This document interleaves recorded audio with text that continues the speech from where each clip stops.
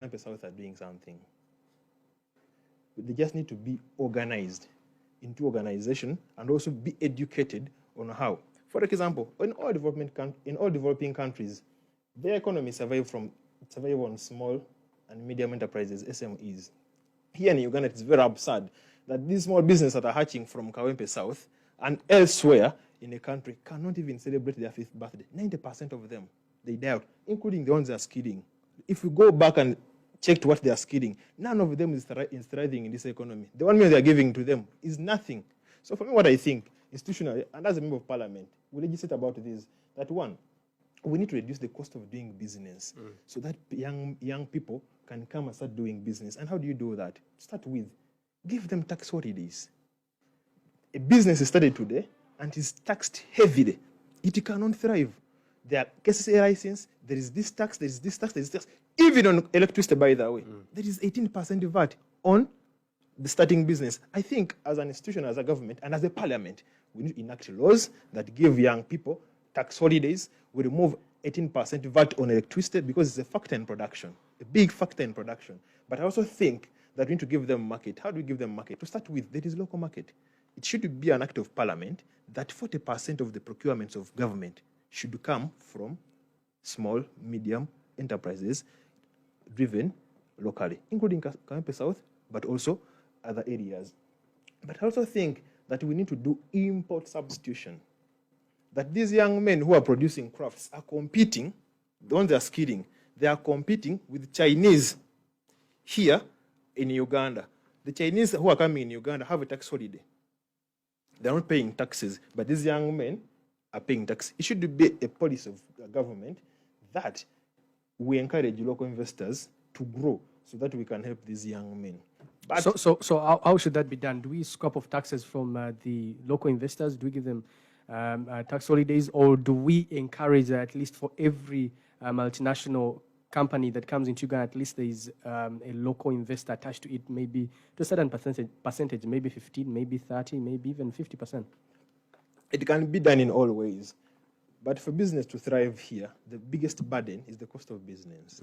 In any way that we can reduce the cost of business, I think it should be helping our people. Now, one of the avenues that we can exploit are tax holidays. You cannot lift the economy by taxing its own citizens. It's like standing in a bucket and lifting up yourselves. There should be a scheme for an economy to grow. There should be a scheme that people are able to have jobs. When they have jobs, they are able to save. When they save, they are able to invest. When they invest, they create more jobs. That is a system that is self-sustaining. That is a system that is able to lift up a village or a constituency like Kawempe South. And once you employ all the young people in this constituency, one, indirectly, you are dealing with national security because everyone is earning. Most of the crimes we are having, thuggery and all that kind of sort. So once you employ them, once everyone is earning, you're reducing the crime rate. But for them to earn, for them to manage this business, they must be educated. The current education that we are having does not in any way befit our students, rather our members in society.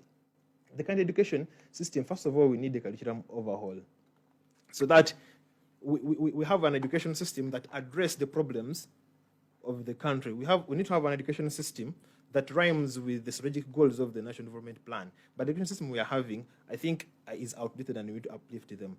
Now, in the Makerere, where I was a Guild president, I can tell you, we have colleagues, he will tell you, if he interacts with them anyway, he will tell you that we have colleagues who can graduate but can't even write a CV.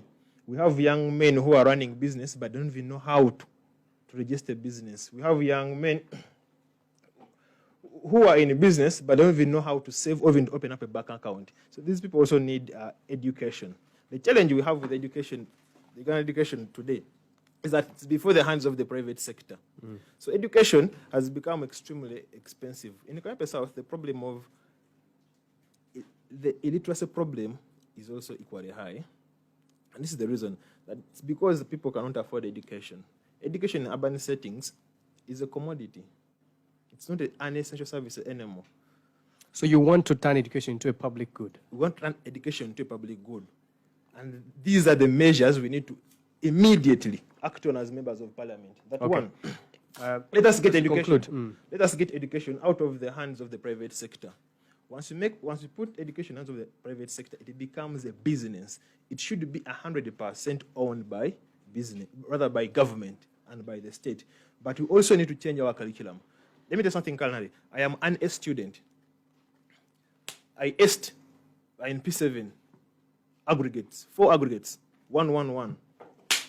I got 10 in 8, O level, 25 PCB math. But I can tell you, without a university degree, I am as good as nothing. I can't fix a socket. I cannot do anything. So for us, we think that it is important on each and every level of education, we skill our people. There should be basic skills that they can afford, either carpentry or maybe woodwork or mechanics or anything, for as long as we add value on each and every student.